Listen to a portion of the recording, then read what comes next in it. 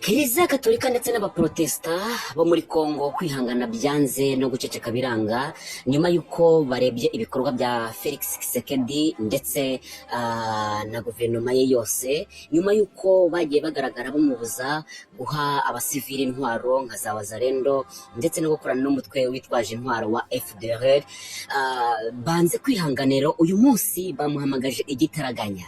Ese bamusabye iki, bavuganye iki, byagenze biti? Ndebera hasi kwa subscribe, hanyuma tukomeze twagura umuryango w'impimburo, inze nkubwire uko byagenze, uko inama yarangiye, dore ko Perezida Felix Tshisekedi yabemereye yabahaye ikaze. Baganiriye iki, banzuye iki, byagenze biti? Nguhaye ikaze muri iki kiganiro.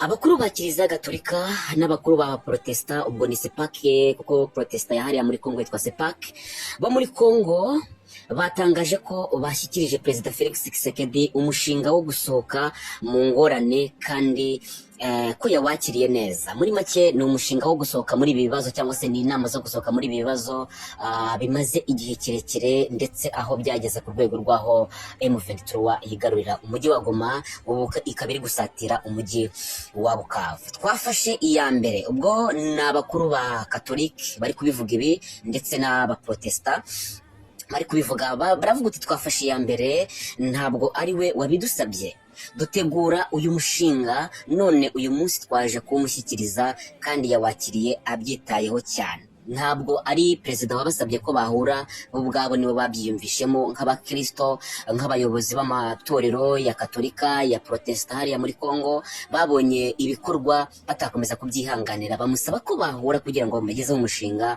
w'uko basohoka muri iki kibazo. Hanyuma ngo yabyitayeho cyane ku mushinga bamugejejeho. Ni ibyatangajwe na Musenyeri Donatien Shole wo mu ruhande rw'inama nkuru ya Katolika yo muri Kongo. Karidinali Ambongo yavuze ko nk'abashumba batewe impungenge cyane kandi bahangayikishijwe n'ibyo abavandimwe bacu babayemo mu burasirazuba bw'igihugu cyacu cya Kongo.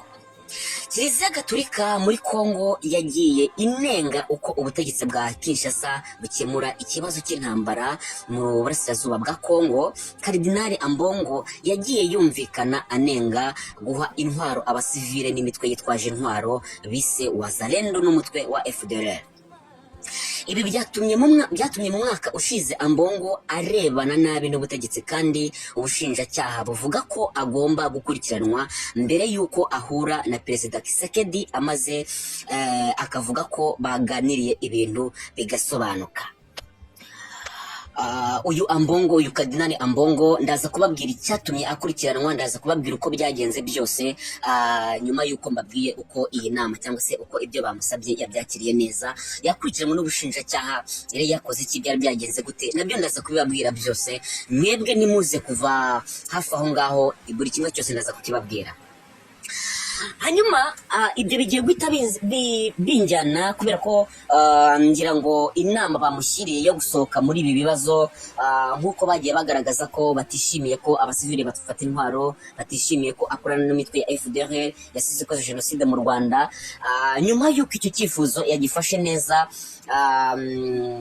we ubwe yabitangaje ko yakiriye icyo cyifuzo neza, yakiriye iyo nama neza. Muri make ntekereza ko wenda ashobora kuba agiye kumvikana na M23, dore ko M23 yatangaje ko hari agahenge hagati yayo na Kongo, aho yigaruye hose hari agahenge.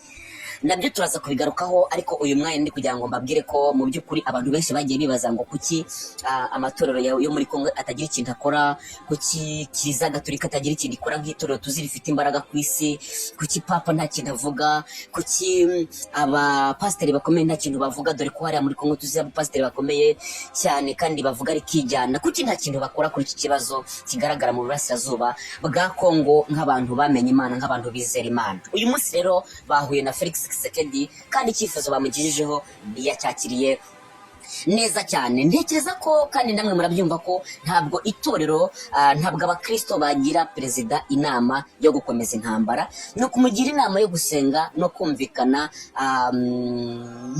n'umutwe wa M23 ndetse no kumugaragariza ko bari ari abanyekongo bene wabo kugira ngo bumvikane ku kibazo cy'ukuntu babakemura nabo bakemerwa nabo bagahabwa agaciro nk'abatutsi bo muri Kongo, dore ko hari amoko menshi agiye atandukanye. Bakavuga uti aba nabo ni abacu, ni abatutsi, ari n'ubwoko bw'abatutsi ariko ni abacu, bara ni abanyamurenge bari muri sud ariko ni abacu. Ntekereza ko ari icyo cyifuzo bashobora kumugezaho nk'abakristo, nk'abakuru b'amatorero n'amadini. Ubundi byagenze gute kugira ngo karidinali wa Kiliziya Gatolika Ambongo akurikiranwe n'ubushinjacyaha bwa Kongo?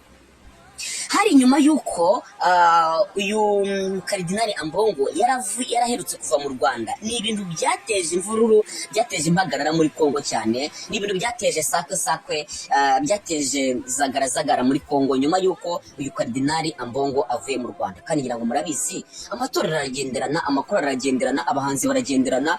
Ngira ngo murabizi, mujye mubona ukuntu Israel Mbonyi ashobora kuva akajya muri Kenya gukora igitaramo, murabizi ukuntu uko ashobora gusohoka ikajya mu kindi gihugu.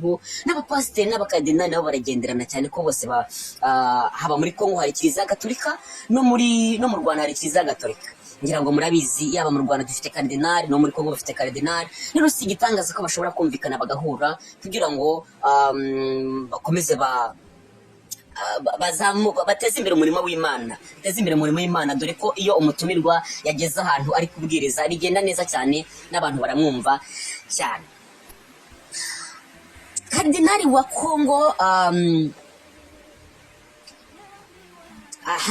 munyangane gatoya. Kardinali wa Kongo Fridolin Ambongo yatangaje ko yifuje guhura na Perezida Felix Tshisekedi kugira ngo bumvikane ku kibazo cyabaye hagati y'uyu mutegetsi wa Kiliziya n'ubutegetsi bw'igihugu cye. Ni nyuma y'uko izo mvururu zibaye yifuje guhura na perezida kugira ngo bumvikane cyangwa se baganire ku kibazo cyabaye cyangwa se ku gitekerezo cye cy'uko bahagarika guhereza imitwe yitwaje intwaro abasivili intwaro ndetse no gukorana n'imitwe yitwaje intwaro nka FDLR. Mu biro bya Tshisekedi yakiriye Ambongo baganira mu gihe cy'amasaha 2 nk'uko byatangajwe n'ibiro bya perezida wa Kongo. Mu mpera z'ukwezi gushize ubushinjacyaha bwatangaje ko bushaka gukurikirana Kardinali Ambongo usanzwe ari n'umukuru w'inama y'abepiskopi b'Afrika na Madagascar. Ambongo yagiye yumvikana anenga uko ubutegetsi bwa Kinshasa bukemura ikibazo cy'intambara mu burasirazuba bwa Kongo, harimo guha intwaro abasivile n'imitwe yitwaje intwaro bise Wazalendo n'umutwe wa FDLR. Umushinjacyaha Firmin Muvonde yashinje Kardinali Ambongo gukwiza impuha, kugumura rubanda ngo rwivumbagatanye kuri leta n'amagambo y'urucantege ku ngabo za FARDC ziri ku rugamba, ndetse yari yahamagajwe ngo azitabe. Gushaka gukurikirana Ambongo byateje byateje imvururu ku mbuga nkoranyambaga, aho abanyekongo benshi babivuzeho ubutandukanye, benshi barabyamagana nka Dr Denis Mukwege wahaye igihembo cy'amahoro Kiliziya wahawe igihembo cy'amahoro cyitiriwe Nobel, yabyise ikimenyetso ko ubutegetsi bushaka guhindura ubucamanza igikoresho mu gihe budashoboye kugarura umutekano. Mu by'ukuri uyu docteur wahawe igihembo cya Nobel nawe ameze nkaho yabibonaga kimwe cyangwa se yabonaga rumwe na Kardinali Ambongo ko badakwiriye guhereza abasivili intwaro no gukorana na FDLR, aho yavuze ko leta ya Kongo idashoboye kugarura umutekano mu burasirazuba bwa Kongo. Nyuma yo kubonana na Perezida Tshisekedi kuwa kane, Kardinali Ambongo yabwiye abanyamakuru ko perezida yamuhaye amahirwe ngo babonane kugira ngo dushyire umucyo ku ngingo zitandukanye. Yagize ati, mu rusaku twumvise ku mbuga nkoranyambaga mu minsi ishize, nifuje guhura n'umukuru w'igihugu kushinzwe igihugu, nanjye nka Kardinali wa Kongo. Iyo abagabo baganiriye ibintu birasobanuka.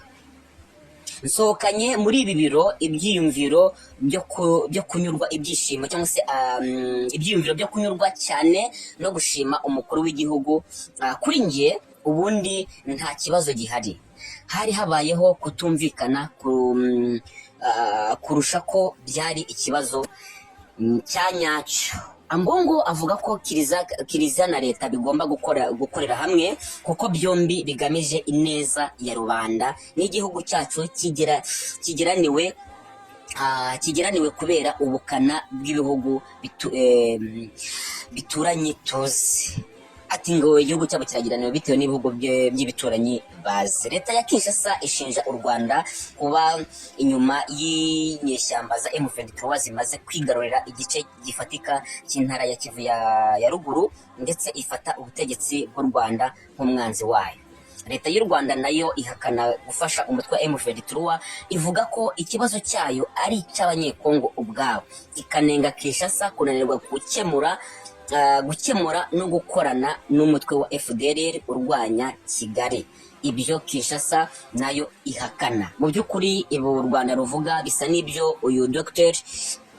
reka ndebe izina rye neza, uyu Dr. Denis Mukwege nawe yavuze ko Kongo idashoboye gukemura ikibazo ngo igarure umutekano. Ndabashimiye rero, ngaye nguko abantu bose bibazaga ko niba abakristo nta kintu bakoze, bibazaga ko nta kintu bari kugira inama leta ya Kisekedi, bibazaga ko itorero kiliziya gatolika Pentecote bahari abitwa basepake, bibaza niba sepake nta kintu iri gukora. Mu by'ukuri reka mbabwire ko icyo gukora bagikoze kandi baganiriye na Perezida Felix Kisekedi, bumvikanye ibintu byiza kandi yabyakiriye neza.